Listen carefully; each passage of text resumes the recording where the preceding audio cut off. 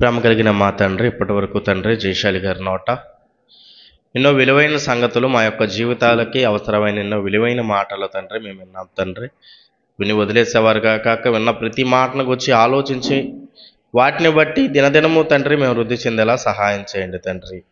అదేవిధంగా మరికొన్ని మాటలు తండ్రి మీరు మా కోసం రాయించి ఇచ్చిన బైబిల్ గ్రంథం నుంచి చెప్పబో నాకు సమయోచితమైన జ్ఞానమును వినబో ప్రతి ఒక్కరికి కూడా చెప్పబడుతున్న మాటల్లోని భావాన్ని, ఆంతర్యాన్ని గ్రహించుకునేవారిగా మేమందరం ఉండేలా సహాయం చేయమని క్రీస్తు నామమున ఈ ప్రార్థన అడిగి వేడుకుంటున్నాం తండ్రి, ఆమేన్. కూడి వచ్చిన దేవుని పిల్లలందరికీ యేసుక్రీస్తు నామమున వందనాలు తెలియజేసుకుంటున్నా అండి. ఇప్పటి వరకు జయశాలి గారి నోట కొన్ని విలువైన సంగతులు మనం విన్నాం. నిజంగా ఒకానొక కాలంలో కానీ నేడున్న కాలంలో కానీ ఒక రాజకీయ నాయకులే కానీ, నాయకులుగా ఉన్నవారే కానీ వాళ్ళకున్న అధికారాలని, వాళ్ళకున్న పదవుల్ని కాపాడుకోవడానికి ఎన్నెన్నో కార్యాలు చేయడం లోకల్లో మనం చూస్తున్నాం, అవునా? ప్రతిసారి కూడా వాళ్ళకున్న పదవిని ఎలా కాపాడుకోవాలి అని ఒక రాజకీయ నాయకుడే కానీ ఏ అధికారి అన్నా సరే కష్టపడుతుంటారు. అలాగే సంఘాలు ప్రారంభమైన తర్వాత ఈరోజున్న కాలంలో ఎంతోమంది ధనార్జమే ధ్యేయంగా పెట్టుకొని సంఘాలు నడుపుతున్న వారు కూడా వాళ్ళకున్న అధికారాలు కాపాడుకోవడం కోసం వాళ్ళు కూడా కష్టపడడం మనకి కనిపిస్తుంటుంది. దానికోసం ఏం కావాలి ప్రతి ఒక్కరికి అంటే ప్రజలు కావాలి. మరి ప్రజలు కావాలి అంటే ఏం చేయాలి? ఇదిగో ప్రజల్ని మోసం ఎలా చేయాలి అని ఆలోచించేవారుగా ఈరోజు మనుషులు మారిపోతున్నారు. అందుకే ఈరోజు భూమి మీద నాయకులుగా మారిన వారు ఎన్నో మాయ మాటలు చెప్పి ఏ విధంగా అయితే జనాల అభిమానం పొందుతున్నారో, అలాగే బోధకులుగా మారిన వారు కూడా చాలామంది ఎన్నో మాయ మాటలు చెప్పి వాళ్ళు కూడా ఏం చేస్తున్నారు ఏమండి, ప్రజల మన్నన లేకపోతే ప్రజలకు అనుకూలంగా ఉన్నట్టు వాళ్ళ కూడా కనిపిస్తుంది. నిజంగా ఆలోచించండి, అది అక్కడైతే ఓకే, ఎందుకంటే వాళ్ళు ధనం కోసం చేస్తున్నారు, వీళ్ళు అధికారం కోసం చేస్తున్నారు అనుకుంటే, ఇందాక డాడీ గారి మాటల్లో మీరు విన్నట్లయితే ఇక్కడ కూడా ఏం కనిపిస్తుంది ఏమండి, సత్యాన్ని తెలుసుకుని దేవుని వాక్యం నేర్చుకుని ఎంతోమంది బోధకులుగా మారినా, ఎంతోమంది బోధ చేస్తున్నా సరే ఇక్కడ కూడా ఎటువంటి తారతమ్యాలు, ఎటువంటి పరిస్థితులు కనిపిస్తున్నాయి అంటే లోకముల్లోనూ ధనార్జన జయంగా పెట్టుకున్న కొంతమంది బోధకుల్లోనూ ఏవైతే కనిపిస్తున్నాయో అవి ఇక్కడ కూడా కనిపించడం మనకి జరుగుతుందండి.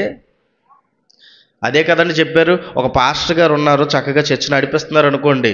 ఎవరైనా ఒక విశ్వాసి మానేస్తే అతను ఏం చేస్తాడు ఏమండి? ఆ విశ్వాసిని మానేయడానికి ఇష్టపడతాడా? ఇష్టపడ్డండి. అలాగనే విశ్వాసం తీసుకురావడానికి ప్రయత్నిస్తుంటారు. ఒకనాడు ఉన్న కాలంలో కానీ ఈనాడు కూడా కొంతమంది ఉన్నారు, విశ్వాసి పోతే ఆ విశ్వాసి నుంచి వచ్చే ధనం పోతుందని బాధపడే వాళ్ళు ఉన్నారంటారా లేరంటారా? విశ్వాసి పోయాడని బాధపడే వాళ్ళ కన్నా విశ్వాసి పోతే ఇదిగో ఆ విశ్వాసి ఇచ్చే కానుక పోతుందని బాధపడే వాళ్ళు మనకి కనిపిస్తుంటారు. అలాగే ఇక్కడ మన దగ్గర కూడా ఇదిగో కొంతమంది నాకు అనుకూలంగా లేకపోతే నాకున్న అధికారం పోతుందేమో అని భయపడే వాళ్ళు ఉన్నారు. మన దగ్గర కూడానా? అవును, అదే కదండి ఇప్పుడు డాడీ గారు చెప్పారు. ఒకరిని ఎగ్జామ్ రాయించే విషయంలో, దేవునిలో నిలబెట్టే విషయంలో లేనిది ఎక్కడ చూపిస్తున్నారంట? అయ్యొదిలేసి అయ్యి మానేసి ఏం చేస్తున్నారు? వీళ్ళకున్న అధికారాలని, వీళ్ళకున్న పదవులని కాపాడుకోవడానికి ఈరోజు ఎంతోమంది ప్రయాసపడుతున్నారు. అందుకే రాజుల గ్రంథంలో మీరు ఎన్నోసార్లు చదివినప్పుడు రాజుల గ్రంథంలో ఎక్కువగా కనిపించే మాట ఏంటో తెలుసా అండి? ప్రతి ఒక్క రాజుని కూడా దేవుడు ఎన్నుకుంటాడు.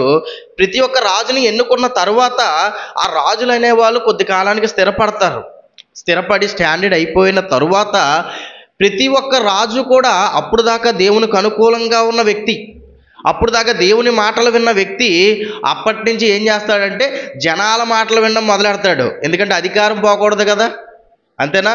ఇప్పుడు దేవుని మాట విన్నాడు, దేవునికి అనుకూలంగా ఉన్నాడు, దేవుడు అతన్ని రాజును చేశాడు, బాగానే ఉంది. ఇప్పుడు దేవుడు అతన్ని రాజును చేసినప్పుడు దేవునికి అనుకూలంగా అతను బ్రతకాలి. ఒకవేళ ప్రజలు తప్పు చేసినా సరే అది దేవునికి విరోధమైనప్పుడు ఏం చేయాలి? చెప్పాలి.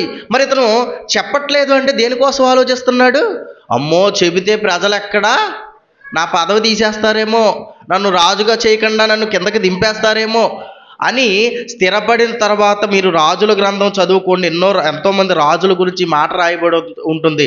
అతడు స్థిరపడిన తర్వాత ఏం చేస్తాడంట, యెహోవాకు విరోధంగా మారిపోయినట్టు, దేవునికి విరోధమైన కార్యాలు చేస్తున్నట్టు మనకు కనిపిస్తుంది. అందుకే అండి జైశాలి గారు ఆ మాటలు మాట్లాడారు. నిజంగా ఈరోజు మనుషులు ఇలాగే మారిపోతున్నారు. అలాగే ఈరోజు భూమి మీద ఉన్న మన అందరికీ కూడా ప్రతి ఒక్కరూ నెరవేర్చవలసిన ధర్మాలనే ఉన్నాయి. ఇప్పుడు యాజకుడు చేయవలసిన ధర్మం అనేది ఒకటి ఉంది. ఏంటి యాజకుడు చేయవలసిన ధర్మం? ఆ రోజున్న కాలంలో యాజకుడు చేయవలసిన ధర్మం ఏంటి అంటే, ఇదిగో ఆ రోజున్న కాలంలో ధర్మశాస్త్రాన్ని బోధించాలి. ధర్మశాస్త్రానికి అనుకూలమైన బలులు కానీ అర్పణలు కానీ ఎవరైనా తీసుకొచ్చినప్పుడు అవి దేవునికి అర్పించాలి. వారు చేయవలసిన కొన్ని విధులు, వారు చేయవలసిన కొన్ని ధర్మాలు ఉన్నాయి.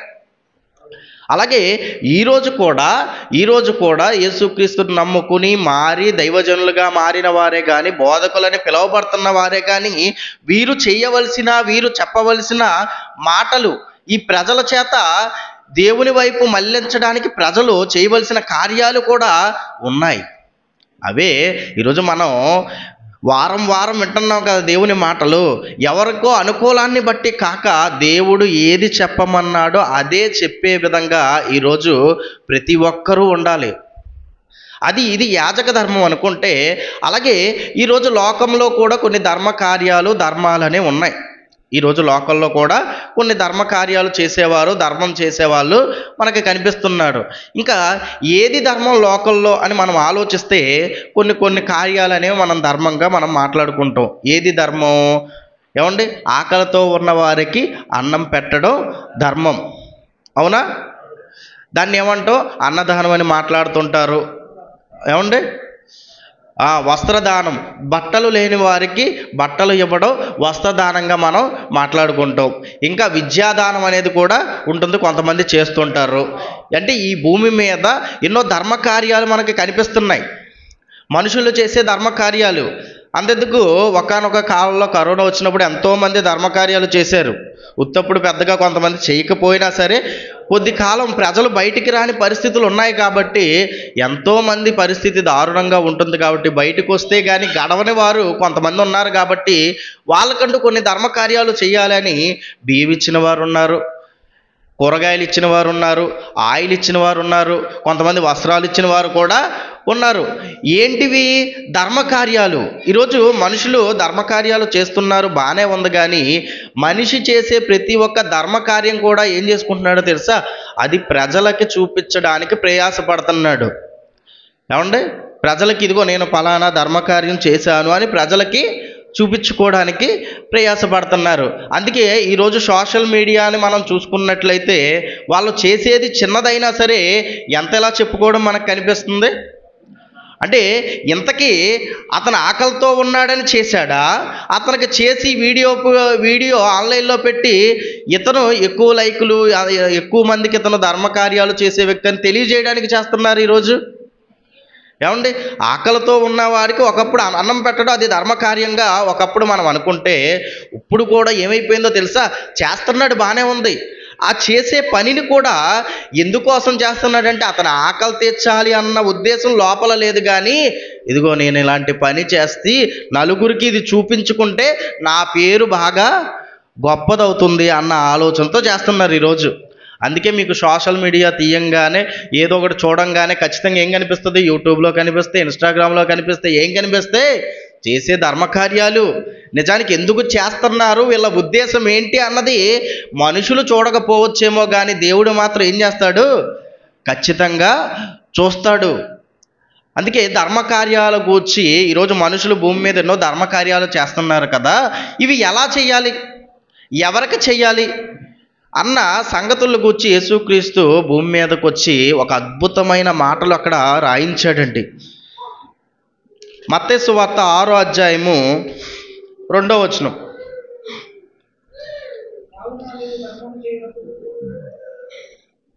మత్తయి సువార్త 6వ అధ్యాయము 2వ వచనం. కావున నీవు ధర్మము చేయనప్పుడు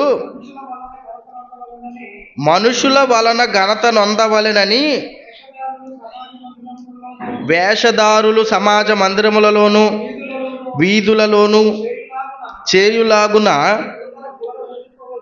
నీ ముందర బూర ఊదింపవద్దు. ఇప్పుడు ఒక విషయం మనం ఆలోచిద్దాం.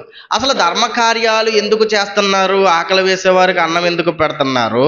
దాహం వేసిన వారికి నీళ్ళు ఎందుకు, మజ్జిగ ఎందుకు ఇస్తున్నారు? లేకపోతే వస్త్రాలు లేని వారికి వస్త్రదానం ఎందుకు చేస్తున్నారు?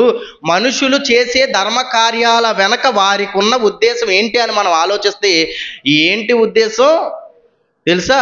పుణ్యం వస్తుందని. అవునా? ఏమండి?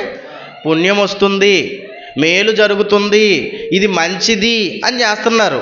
పుణ్యం అంటే ఎవరు ఇవ్వాలి? మనుషులు ఇచ్చేది పుణ్యం అవుతుందా? ఎవరు ఇవ్వాలి పుణ్యం అనగానే? దేవుడు ఇవ్వాలి. అవునా? దేవుడు ఇవ్వాలి పుణ్యం. అంటే ఇప్పుడు దేవుని చేత మేలు పొందాలి అని ధర్మకార్యాలు చేస్తున్నారు మనుషులందరూ. ఇదిగో నేను ధర్మం చేసినప్పుడు దేవుడు చూస్తాడు, దేవుడు నాకు మేలు చేస్తాడు, లేకపోతే చనిపోయిన తర్వాత నాకు స్వర్గం ఇస్తాడు. అంతే కదండి, ఇదే ఆలోచనతో కదండి ప్రతి ఒక్కరు కూడా పుణ్యకార్యాలు కానీ ధర్మకార్యాలు కానీ చేసేది. అంటే చనిపోయిన తర్వాత స్వర్గం కావాలి అంటే ఈ భూమి మీద ఏం చేయాలి? మనం పుణ్యం మూట కట్టుకుంటే చనిపోయిన తర్వాత స్వర్గం వస్తుంది. ఇదే కదండి మనుషుల ఆలోచన. ఇప్పుడు చేస్తున్నారు, బాగానే ఉంది. కానీ ఇలా చేసి నలుగురికి చెప్పుకునే వారి గురించి కానీ, సోషల్ మీడియాలో పెట్టి వైరల్ చేసుకునే వారి గురించి కానీ దేవుడు ఏం చెప్తున్నాడు అంటే ఇదే రెఫరెన్స్లు ఇప్పుడు మనం చదువుకోవచ్చు. 6వ అధ్యాయం 2వ వచనంలో, కావున నీవు ధర్మము చేయనప్పుడు మనుషుల వలన ఘనత నొందవలెనని. ముందుగా ఎవరే చిన్న కార్యం చేసినా ఎవరి వల్ల ఘనత నొందాలనుకుంటారు? మనుషుల వల్ల ఘనత నొందాలనుకుంటారు. అంటే ఒక అన్నదానం చేసినా, ఒక వస్త్రదానం చేసినా, ఒక విద్యాదానం చేసినా, ఈ భూమి మీద ఏ మంచి కార్యం చేసినా మనుషుల వలన ఘనత నొందాలి అనుకోవడం మనకు కనిపిస్తుంది. ఇప్పుడు ఒక సాధారణ వ్యక్తి, మామూలుగా ఒక సాధారణ వ్యక్తి ధర్మం చేశాడు అనుకోండి, ధర్మకార్యాలు చేస్తున్నారు అనుకోండి, ఆ ఊర్లో ఎవరైతే పెద్దగా ఉన్నారో వాళ్ళ దృష్టిలో పడాలనుకుంటాడు. అవునా? ఆ ఊర్లో పెద్దగా ఎవరైతే ఉన్నారో, ఒక నెంబర్ గానో లేకపోతే ఒక ప్రెసిడెంట్ గానో ఎవరైతే ఉన్నాడో వాళ్ళ దృష్టిలో పడాలి, నా మీద మంచి పేరు అతనికి ఉండాలి అనుకుంటాడు.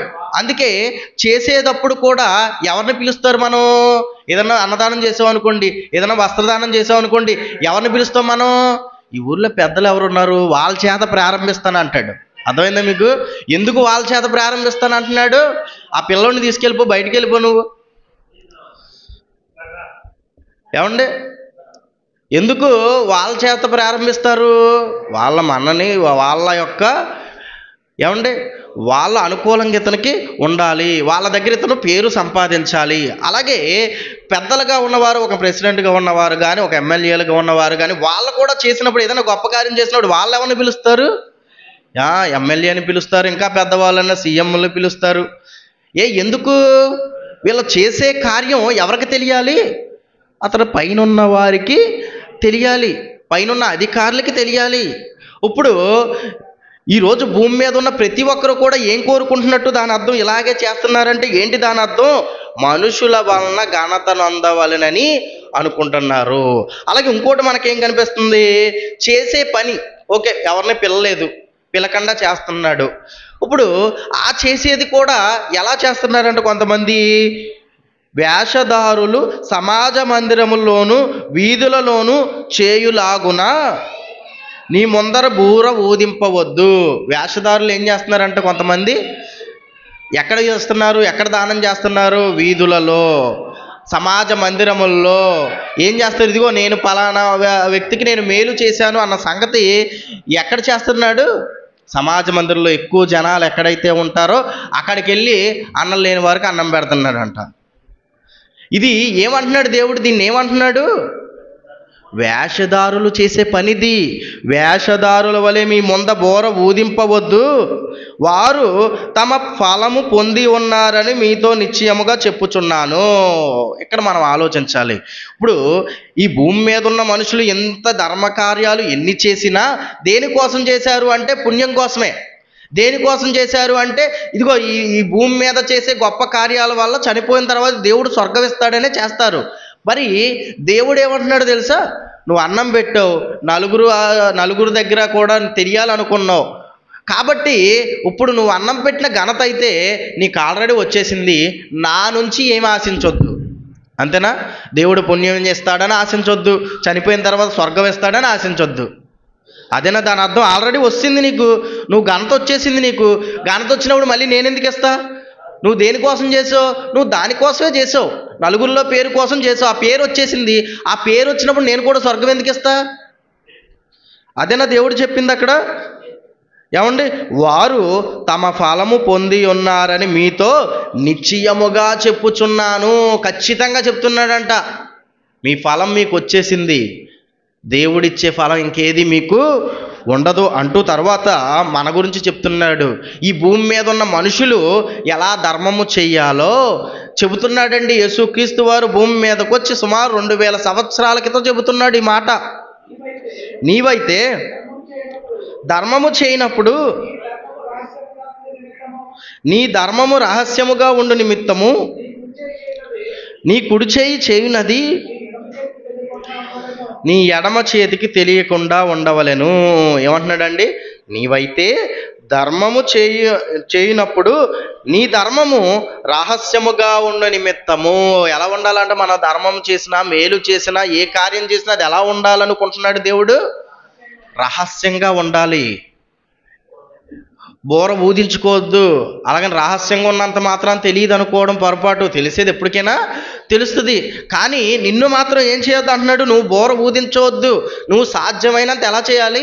రహస్యముగానే చేయాలి. ఎవరికి నువ్వు మేలు చేసినా రహస్యముగానే. వాళ్ళకి నీ చేత ఎవరైతే మేలు పొందారో వాళ్ళకి నీకు తెలియాలి తప్ప మిగిలిన వారికి తెలియాల్సిన అవసరం అయితే లేదు అంటూ ఇంకా చెప్తున్నాడు. నీ కుడి చేయి చేయనది నీ ఎడమ చేతికి తెలియకుండవలెను. ఏమంటున్నాడండి? ఎన్నిసార్లు విన్నాం మనం ఈ సామెత? భూమి మీద పుట్టినప్పటి నుంచి మాట మనం వింటానే ఉంటాం. ఏమని? కుడి చేతితో చేసేది ఎవరికి తెలియకూడదంట. ఇదిగో నీ పక్కనే ఉన్న ఎడమ చేయికి తెలియకూడదు. కాబట్టి చాలామంది ఏం చేస్తున్నారు? కుడి చేతితో చేసేది ఎడమ చేయికి తెలియకూడదు, మిగిలిన వాళ్ళందరికీ తెలియవచ్చు అనుకుని మిగిలిన వాళ్ళందరికీ చెప్పేస్తున్నారు. ఏమండి, దాని అర్థం అదా? ఆలోచించండి. దేవుడు ఎడం చేయికే కదా తెలియకూడదు అన్నాడు. ఎడం చేయి పక్కకెట్టేసి నేను చేసేస్తా, అందరికీ మాత్రం చెప్పుకుంటా అంటున్నాడండి మనిషి. ఏమంటున్నాడు? కుడి చేతితో చేసేది ఎడమ చేయికి తెలియకూడదు అంటే నువ్వు చేసే మేలు ఎవరికి తెలియకుండా రహస్యంగా చేయడానికి నువ్వేం చేయాలి? జాగ్రత్త పడాలి అంటూ, అట్లయితే రహస్యమందు చూచు నీ తండ్రి నీకు ప్రతిఫలం ఇచ్చెను. ఏమంటున్నాడంటే ఆయన కూడా ఏం చేస్తానంటున్నాడు? ఇదిగో నేను కూడా రహస్యంగా నువ్వు చేసే ప్రతి ఒక్క కార్యాలు చూస్తాను, నువ్వు చేసే ప్రతి ఒక్క మేలు చూస్తాను. ఇదిగో నువ్వు చేసే ప్రతి ఒక్క మేలుకి నేనేం ఇస్తానో తెలుసా? ఖచ్చితంగా ప్రతిఫలం ఇస్తాను. ముందున్న వాళ్ళకైతే నేను ప్రతిఫలం ఇవ్వను, బోర ఊదించుకునే వారికి నేను ప్రతిఫలం ఇవ్వను. కానీ ఎవరికి ప్రతిఫలం ఇస్తాను? రహస్యమందు చేసిన ప్రతి ఒక్కరికి నేను కూడా రహస్యమందు చూసి ప్రతిఫలం ఇస్తాను అంటున్నాడండి దేవుడు. అంటే ఈ భూమి మీద మనుషులు చేసే ధర్మ కార్యాల గురించి యేసుక్రీస్తు వారు చెబుతూ ఎలా చెయ్యాలో చెప్తున్నాడండి. ధర్మకార్యాలు నిజంగా బైబిల్లో ధర్మకార్యాలు చేసే ఒక ఆయన మనకి కనిపిస్తాడు. ధర్మకార్యాలు చేసే ఒక ఆయన నిజంగా ఇప్పుడు మనం మాట్లాడుకున్నాంగా, పైన మనం 2 రకాల వ్యక్తుల గురించి మనం మాట్లాడుకున్నాం. ఎవరు? ధర్మకార్యాలు చేసి బోర ఊదించుకునేవారు, అలాగే దేవుడు చెప్పినట్టు ధర్మకార్యాలు కూడా చేసిన వారు మనకి కనిపిస్తారు. అయితే ఇప్పుడు మనం బైబిల్ గ్రంథంలో ధర్మకార్యాలు చేశారు అని దేవుడి చేత పేరు పొందిన ఒక వ్యక్తి మనకి కనిపిస్తారు. ఆ వ్యక్తిని గురించి మనం ఆలోచిస్తే అపోస్తుల కార్యములు 10వ అధ్యాయము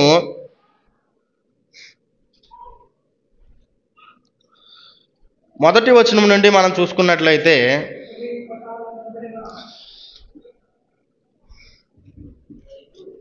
అపోస్తుల కార్యములు 10వ అధ్యాయం 1వ వచనం.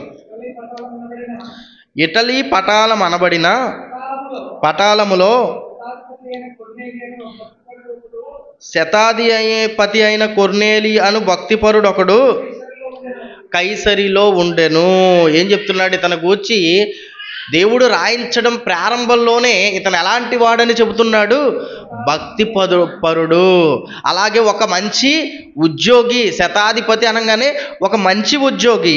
ఆ ఉద్యోగి అయినంత మాత్రాన భక్తి లేదు అనుకుంటే పొరపాటు. ఇతను ఎలాంటోడు? భక్తి కలిగిన వాడు అంటూ తర్వాత అతడు తన ఇంటి వారందరితో కూడా దేవుని యందు భయభక్తులు కలవాడై ఉండి, ఏమంటున్నాడు? అలాగని అతను ఒక్కడే భక్తిపరుడు అనుకుంటే పొరపాటు. ఈరోజు భూమి మీద యేసుక్రీస్తుని నమ్ముకున్న వారిని ఎక్కువ శాతం మనం పరిశీలించగలిగితే ఇంట్లో ఎవరో ఒకరో ఇద్దరో నమ్ముతారు, కానీ మిగిలిన ఫ్యామిలీ అంతా కూడా భక్తిగా ఉండడం మనకు కనిపించదు. ఒకరో ఇద్దరు దేవుని మాటలు విని కొంచెం అనుసరించి నడిచే వాళ్ళు మనకు కనిపిస్తారు, కానీ కుటుంబం అంతా కూడా భక్తిగా దేవుని మాటలు విని దేవుడు చెప్పిన మాటల ప్రకారం అనుసరించేవారు మనకు కనిపించరు. కానీ ఇతను మాత్రం ఇతను భక్తిపరుడే, అలాగే ఇతని కుటుంబాన్ని కూడా భక్తిలో ఉంచుకుంటున్నాడు. చూసాడా? కుటుంబంలో ఉన్నవారు కూడా ఎలా ఉన్నారంట? భక్తి కలిగే ఉన్నారంట. దేవుని యందు భయభక్తులు గలవారై ఉండి ప్రజలకు బహుధర్మము చేయుచు ఎల్లప్పుడూ దేవునికి ప్రార్థన చేయువాడు.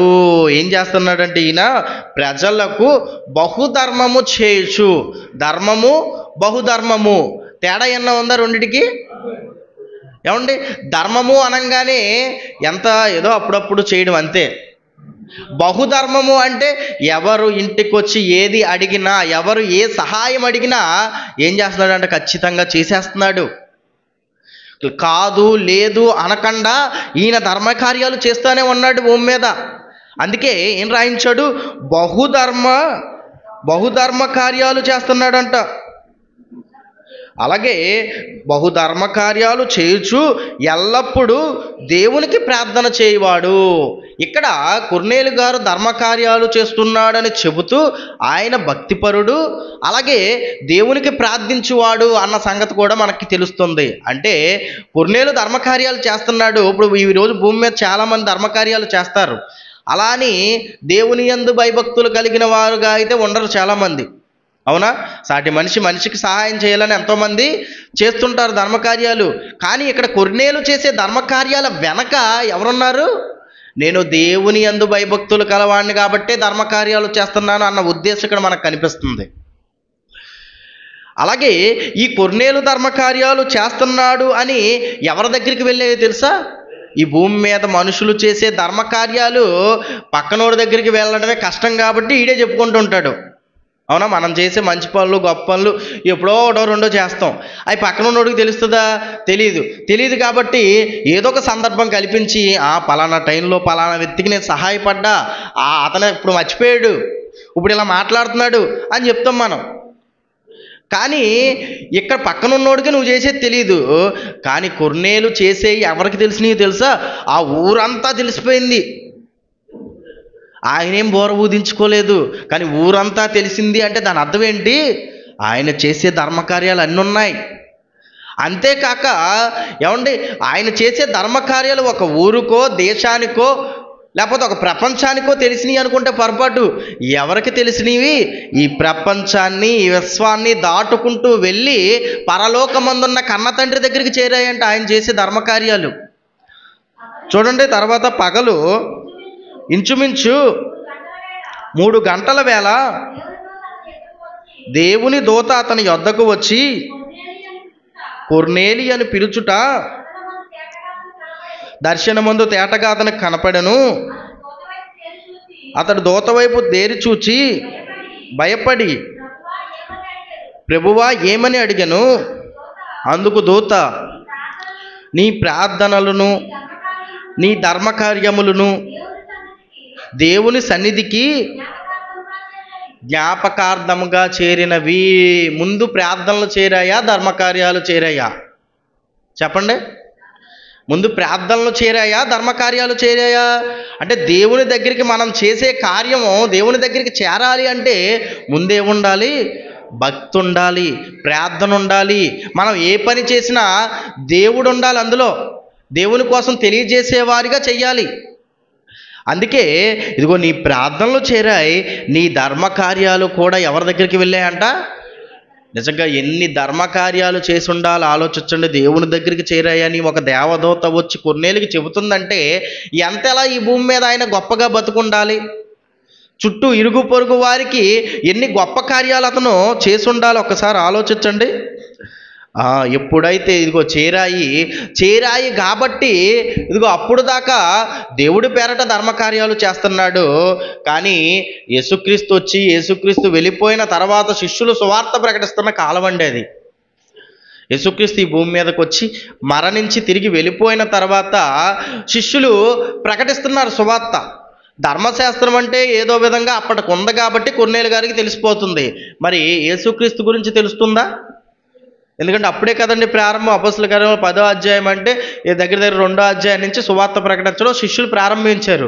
మరి ప్రారంభించినప్పుడు ధర్మశాస్త్రాన్ని తెలుసుకున్నాడు, దాన్ని అనుసరించి ధర్మకార్యాలు చేస్తున్నాడు, బాగానే ఉంది. మరి యేసుక్రీస్తు గురించి కానీ సువార్త గురించి కానీ కొర్నేలు గారికి తెలియదు.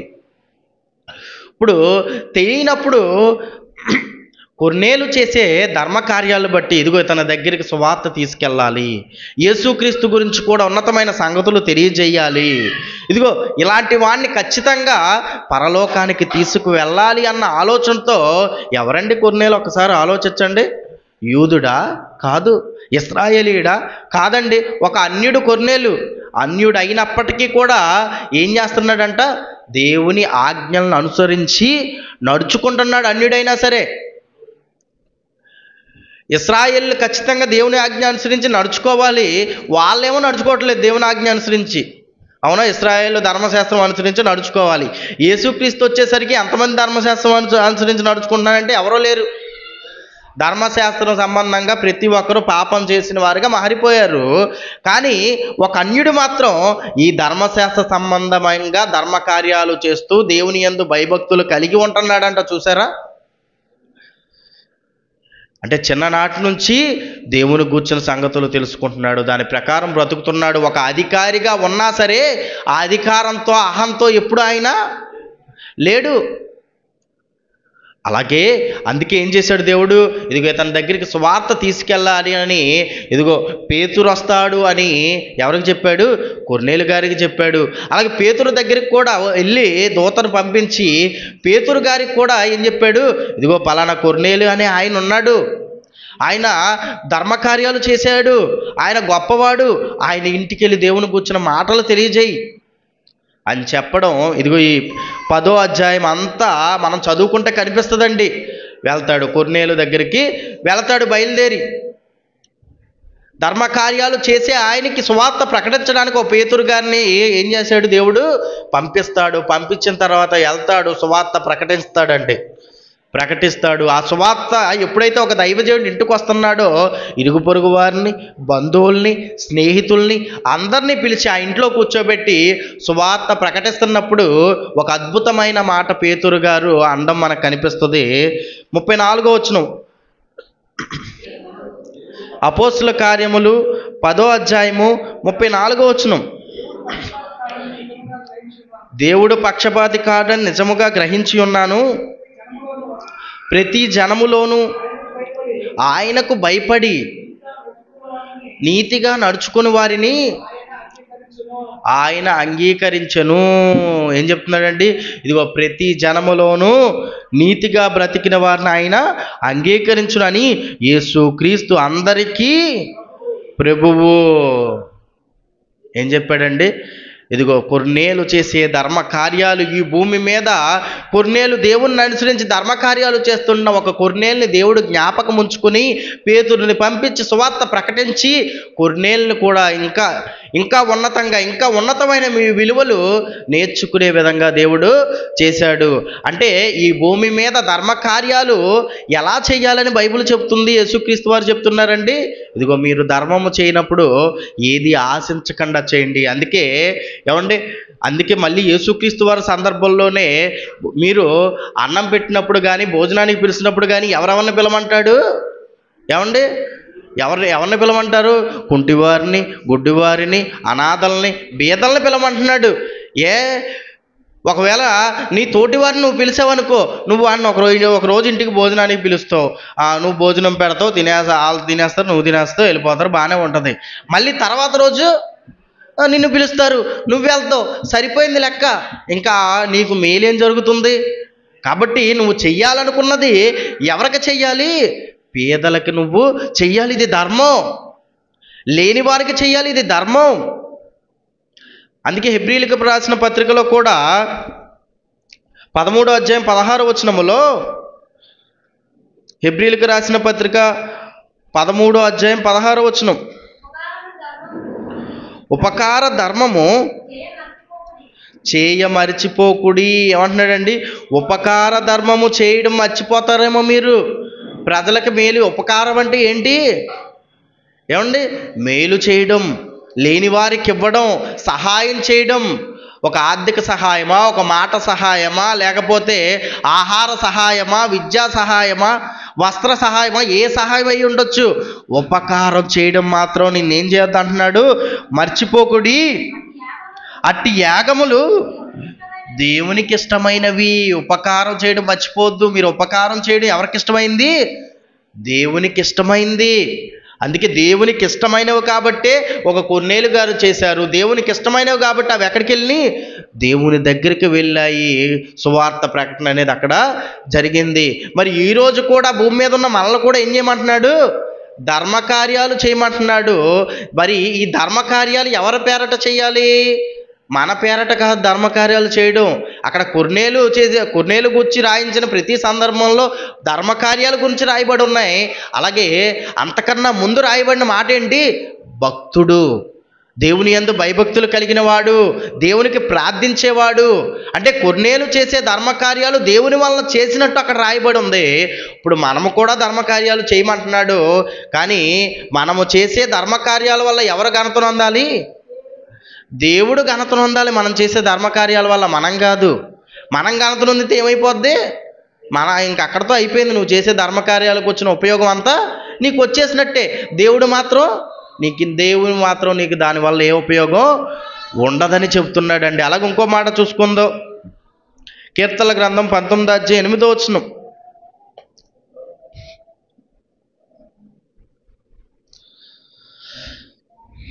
కీర్తనల గ్రంథము 19వ అధ్యాయం 8వ వచనం. యెహోవా ఉపదేశములు నిర్దోషమైనవి, అవి హృదయమును సంతోషపరచును.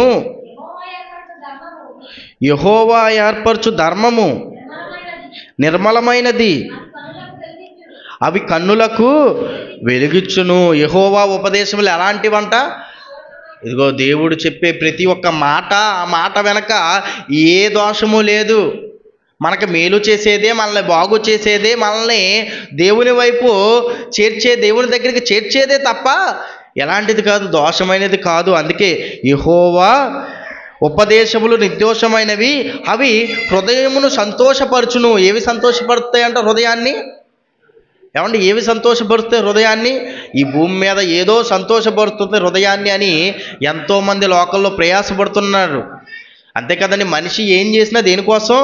మనిషి సంపాదించినా, మనిషి కష్టపడినా, మనిషి ఒక ప్రాంతానికి వెళ్ళినా, మనిషి లేకపోతే కొన్ని ఆహార పదార్థాలు తిన్నా దేనికోసం తింటాడు, దేనికోసం ఆనందపడతాడు అంటే ఇదిగో హృదయానికి సంతోషం కలగాలని పనులన్నీ చేస్తాడు మనిషి. కానీ వీటిలో సంతోషం ఉంటుందని చెప్పట్లేదు. దేనివల్ల సంతోషం కలుగుతుంది? ఇదిగో దేవుడు నియమించిన ధర్మశాస్త్రం, లేకపోతే యెహోవా ఉపదేశములు నిర్దోషమైనవి. అవి నువ్వు పాటించవనుకో, అవి నువ్వు ఆచరించవనుకో, దానివల్ల నీకేం కలుగుతుంది? సంతోషము కలుగుతుంది. ఒక కొర్నేలు తాను చేసిన ధర్మకార్యాల వల్ల దినదినము సంతోషపడుతున్నాడు కాబట్టే చేయగలిగాడండి. లేకపోతే చేయగలరా చెప్పండి? తాను చేసే పనుల వల్ల అతనికి ఆనందం కలుగుతుంది. యెహోవా చెప్పాడు చేయమని, చేస్తున్నాడు, ఆనందం కలుగుతుంది, సంతోషం కలుగుతుంది, చేస్తానే ఉన్నాడు. దేవుని దగ్గరికి చేరాయి. అందుకే చెప్తున్నాడు దానివల్ల సంతోషం కలుగుతుందని. యెహోవా ఏర్పరిచిన ధర్మము నిర్మలమైనది. దేవుడు ఏర్పాటు చేసిన ధర్మం, ఈ భూమి మీద మనుషులకు పెట్టిన ధర్మం, అవి ఎలాంటిది? నిర్మలమైనది, కన్నులకు వెలుగునిచ్చుచున్నది. అది ఏమిస్తుంది? కన్నులకు వెలుగు. వెలుగున్నప్పుడే మనం చూడగలం. వెలుగున్నప్పుడే మన చుట్టూ ఏం జరుగుతుందో మనకు తెలుస్తుంది. వెలుగున్నప్పుడే మనం అన్నీ తెలుసుకోగలం. అలాగే యెహోవా ధర్మం అనుసరించి నువ్వు పాటిస్తే ఏం జరుగుతుందంట? అది నీ కన్నులకు వెలుగునిస్తుంది. ఈరోజు భూమి మీద మనుషులు చేసే ధర్మాలు లాంటివి కాక మనల్ని ఎలా చేయమని చెప్పాడండి యేసుక్రీస్తు వారు? రహస్యమందు చేయి ధర్మం. ఒక కొర్నేలు చేశాడు అటువంటి ధర్మం. ఆ కొర్నేలును చూసి ఇదిగో అటువంటి ధర్మ కార్యాలు నువ్వు చెయ్యాలి, నువ్వు చేసే కార్యాలని దేవుడు చూసే విధంగా నువ్వు చెయ్యాలి అని ఒక కొర్నేలు ఒక మంచి ఉదాహరణగా బైబిల్ గ్రంథంలో అన్యుడైనప్పటికీ మనకు కనిపిస్తున్నాడండి. కాబట్టి ఏది దేవుడు యేసుక్రీస్తు వారు చెప్పిన ధర్మం ఈరోజు మనం ఆలోచిద్దాం, ఎంతమంది నెరవేరుస్తున్నారు? ఒక సోషల్ మీడియా తీసి చూడండి, ప్రతి ఒక్కరూ చేసింది అందులోనే ఉంటుంది, అందులోనే అందరికీ. లేకపోతే గొప్పగా మీటింగ్ పెట్టి చేస్తాడు, ఏది చేసినా సరే. ఇది ప్రభువు చెప్పిన ధర్మమేనా? దేవుడు చెప్పిన ధర్మమేనా ఇది? కాదండి. నీ కుడి చేత్తో చేసేది ఎడమ చేయికి తెలియకూడదు, ఇది యేసుక్రీస్తు చెప్పిన ధర్మం. ఇలా ఎప్పుడైతే మనం ఈ ధర్మ కార్యాలు చేస్తామో అప్పుడే అవి దేవుని దగ్గరికి చేరతాయి. చనిపోయిన తర్వాత మనము కూడా దేవుని దగ్గరికి చేరగలము. కళ్ళు మూసుకున్నట్లయితే ప్రార్థన చేసుకుందాం. ప్రేమ కలిగిన మా తండ్రి, ఇప్పటివరకు తండ్రి కొన్ని తండ్రి విలువైన సంగతులు తండ్రి మేము విన్నాం తండ్రి. విని వదిలేసేవారుగా కాక విన్న ప్రతి మాటను గురించి మేము అందరము తండ్రి ఆలోచించాలి తండ్రి. ఈ భూమి మీద ఉన్న ప్రపంచ ప్రజలందరికీ తండ్రి నీ యొక్క ధర్మాన్ని తెలియజేసావు తండ్రి. ప్రతి ఒక్కరూ ధర్మ కార్యాల పేరట ఎన్నో స్వార్థపూరితమైన కార్యక్రమాలు చేసి దాని వెనక తప్పుగా ఆలోచించుకుని తండ్రి వారు చేస్తున్న ధర్మ కార్యాలకి పొందవలసిన ప్రతిఫలం పొందకుండా ఎంతోమంది ఉన్నారు తండ్రి. అవి ఎలా చేయాలో, ఏ విధంగా చేయాలో రహస్యమందు చెయ్యాలి అని, కుడి చేత్తో చేసేది ఎడమ చేయికి తెలియకుండా చెయ్యాలి అన్న విలువైన అంశాలని తెలియజేశారు తండ్రి. ఆ బాటలోనే ఒకనాడు ఉన్న కొర్నేలు గారు నడిచి, కొర్నేలు గారు అనుసరించి ఎన్నో ధర్మకార్యాలు చేసి నీ దగ్గరికి చేరే అన్ని గొప్ప ధర్మకార్యాలు చేసే వ్యక్తిగా ఆయన మమ్మల్ని చూసాం. మేము చూసాం తండ్రి, చూస్తున్న మేము ఎన్నో గొప్ప కార్యాలు మీరు చెబుతున్న మాటలు వింటున్నాం. ఎంతోమంది భక్తులు వాటిని అనుసరించి నడిచిన వారిని చూస్తున్నాం. కానీ మేము కూడా తండ్రి ఆ చూసిన మేము ఖచ్చితంగా వారిని అనుసరించి మేము నడిచేలాగా, నీ యొక్క వాక్యాన్ని అనుసరించి మేము బ్రతికేలాగా మేమందరం ఉండేలా సహాయం చేయమని క్రీస్తు నామమున ప్రార్థన అడిగి వేడుకుంటున్నాం తండ్రి.